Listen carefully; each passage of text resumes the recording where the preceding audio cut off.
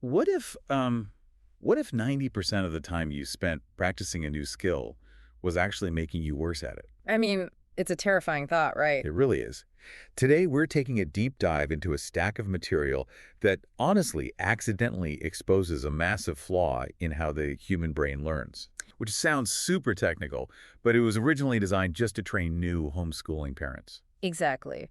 But as we come through this, it becomes incredibly clear that this isn't just about kids at a kitchen table. No, not at all. It's really a blueprint for how anyone, whether you're trying to navigate your child's education or pick up a new programming language or even learn to play the piano, it's about how anyone actually acquires a skill. It completely forces a total reevaluation of how we approach practice because, we are all conditioned to think about learning in terms of volume, like hours All law. right, the grind. Yeah, exactly. But this material just strips away all those assumptions. It makes you look very critically at this concept of busy work. Okay, let's unpack this. Because the central premise here essentially asks us to consider that a massive portion of traditional schooling might have been, well, structurally wasted time. Which is a heavy realization for anyone who spent 12 years in that system. It's a stinging realization. But the author argues it's also the key to freeing yourself from those constraints. Right.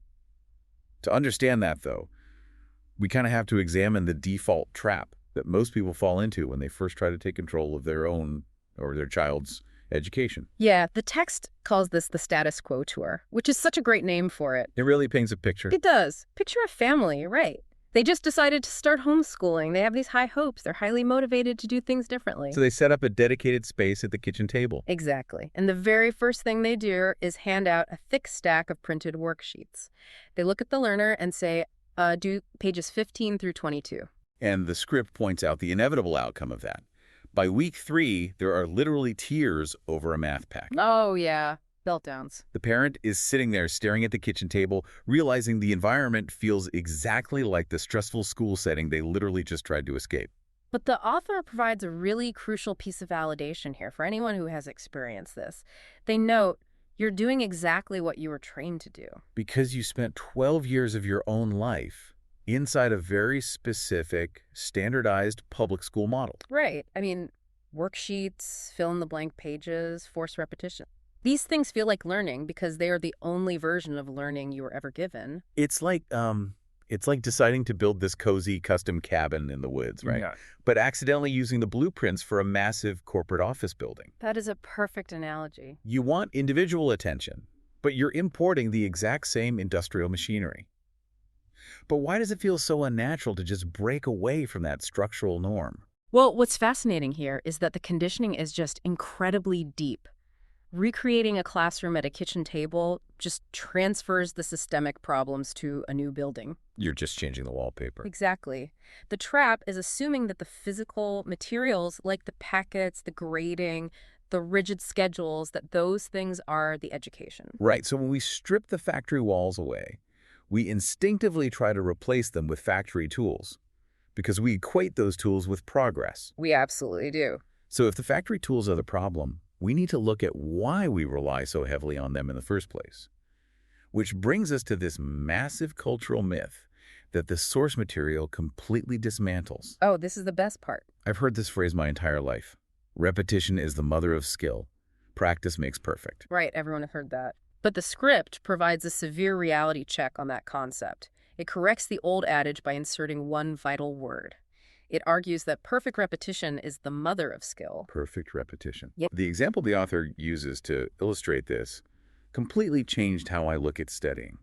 Let's walk through it because it's so powerful. Imagine a learner sits down to do a worksheet featuring, say, 100 multiplication problems. Okay, pretty standard assignment. Now, they start off fine, but on problem number 3, they misunderstand a core concept. Yeah. Like they carry a number wrong or they flip an operation in their head. And because they're sitting there doing it alone and unmonitored, which is exactly what happens in a classroom of 30 kids, right? Right. Or at the kitchen table while the parent is in the other room answering emails. Exactly. Nobody is watching to catch that mistake in real time. Usually they just keep going. Problem 4, problem 10, problem 50, all the way to 100. They are applying that exact same flawed method for the remaining 97 problems. And here is the neurological paradigm shift for you as a learner. By the time they reach problem 100, they have not practiced multiplication 100 times. They've practiced the wrong method 97 times. Yes. It's the equivalent of, like, hitting save on a corrupted file over and over again. The computer doesn't know the file is corrupted. It just knows it's being instructed to overwrite the data.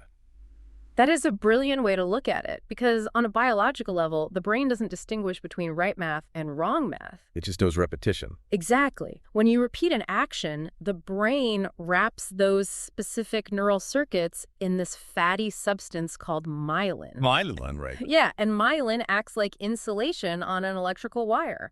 It makes the signal travel faster and more efficiently. So those 97 wrong repetitions are literally insulating the neural pathway for the error. Wow.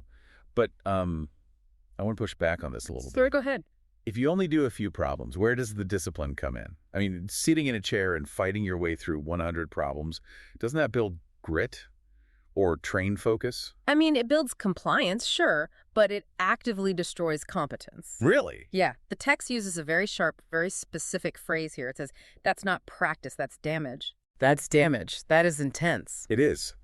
Because you're not building grit, you are callousing over a bad habit. The learner is now significantly more confident in the wrong answer than they were at problem 3. Right, because they've done it 97 times. Exactly. They have ingrained the error, which means whoever teaches them next won't just have to teach them the right way. They will first have to spend weeks dismantling the myelinated wrong way. Okay, so if 97 wrong reps cause active neurological damage, then the 100-problem worksheet isn't just inefficient, it's actually destructive. It absolutely is. So why on earth is it the gold standard in traditional education? Like, why do schools assign them if it's so bad? Well, the source material points to the sheer logistics of the system. A worksheet with 100 problems keeps 30 kids quiet for 20 minutes. Oh, wow. So it's crowd control disguised as pedagogy. Exactly. It's crowd control disguised as education. When you have one teacher and 30 students in a room, a long worksheet keeps the environment manageable. Right, so the teacher can grade other papers, or help the 3 kids who are visibly falling behind, or honestly just take a breath. Yeah.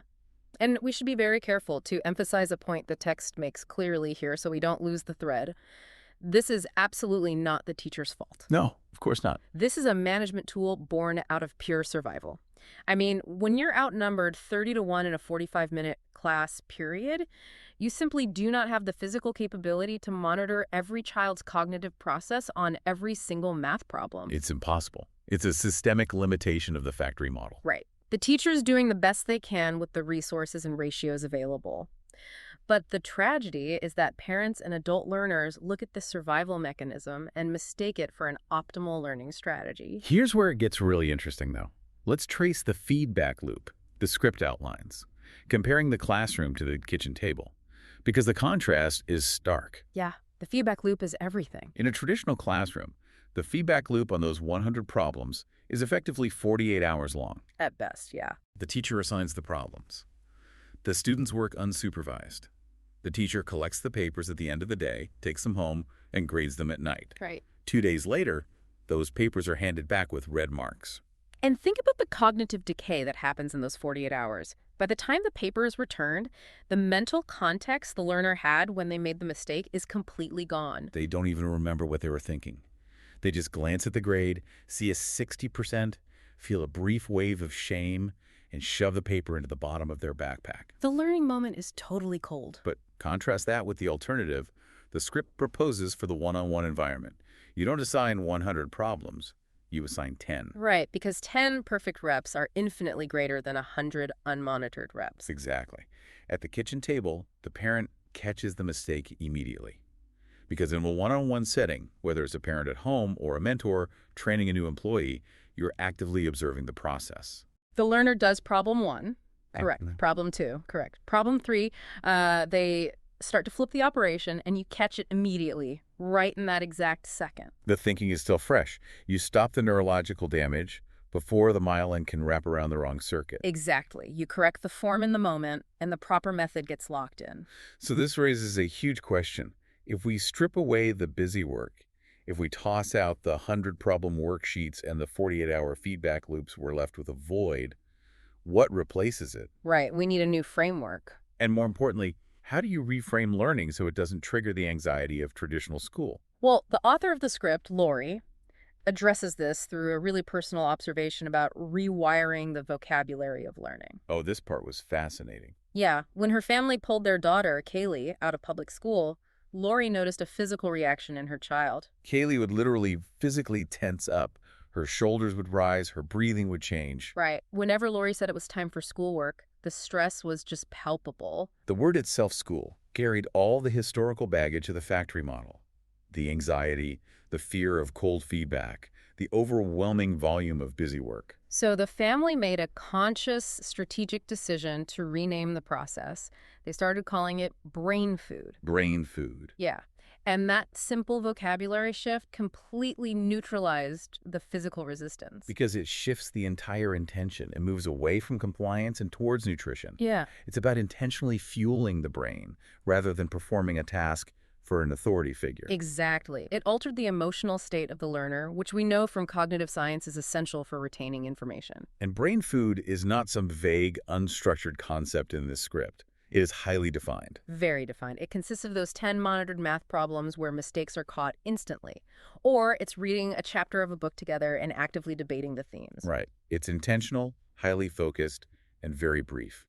But that brevity is crucial because it's only half of the new vocabulary. The second concept they introduced to fill the void is what they call the invisible classroom.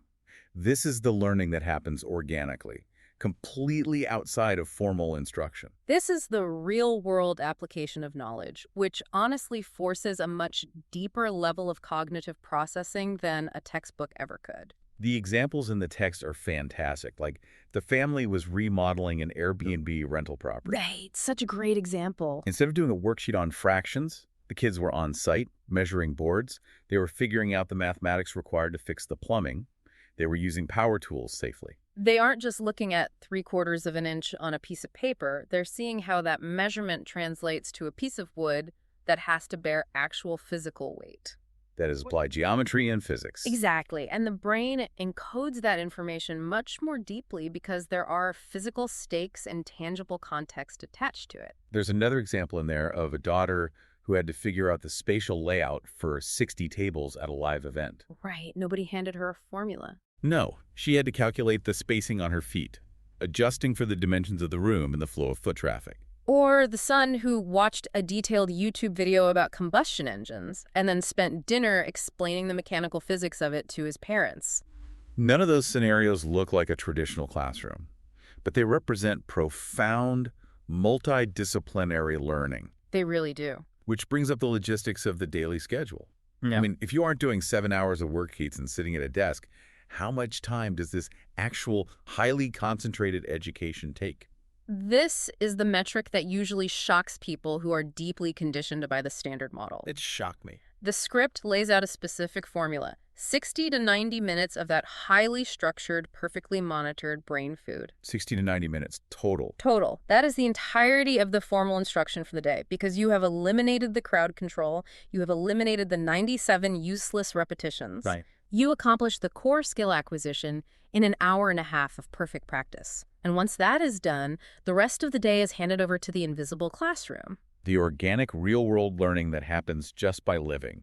Exactly. Engaging with the environment, pursuing hobbies, and solving actual problems. It is a complete educational diet that looks absolutely nothing like a traditional school day. But if you're going to condense your formal learning down to just 90 minutes, you have to be absolutely ruthless about what gets included in that window. You do. So how does a parent or an adult learner evaluate whether an activity is actually brain food or just a disguised worksheet?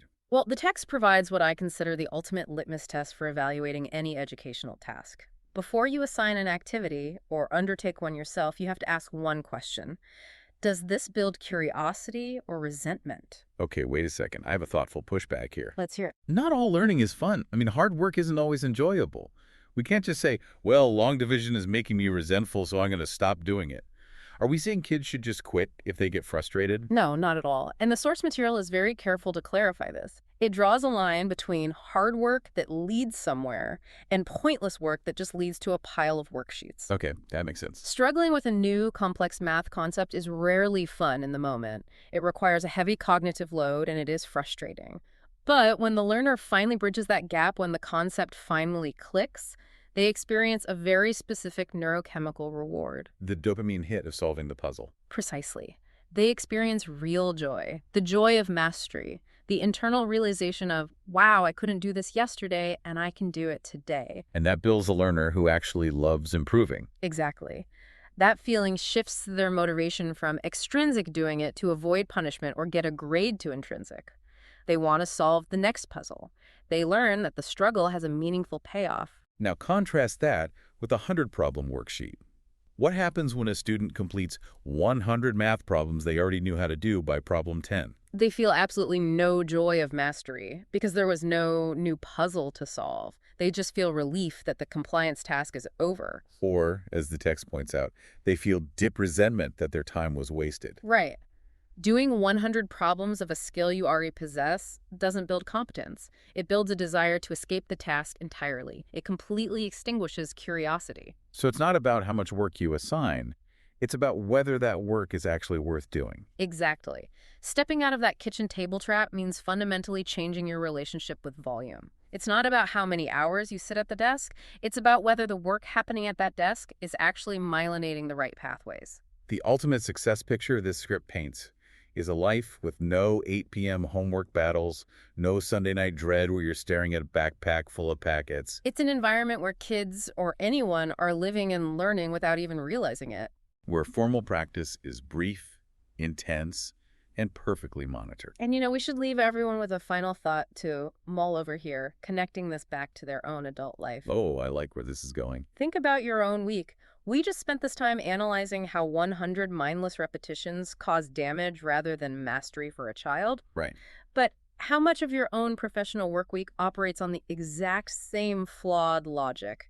How much of your time at your desk is just adult busy work designed for management rather than actual growth? The adult version of the 100-problem worksheet.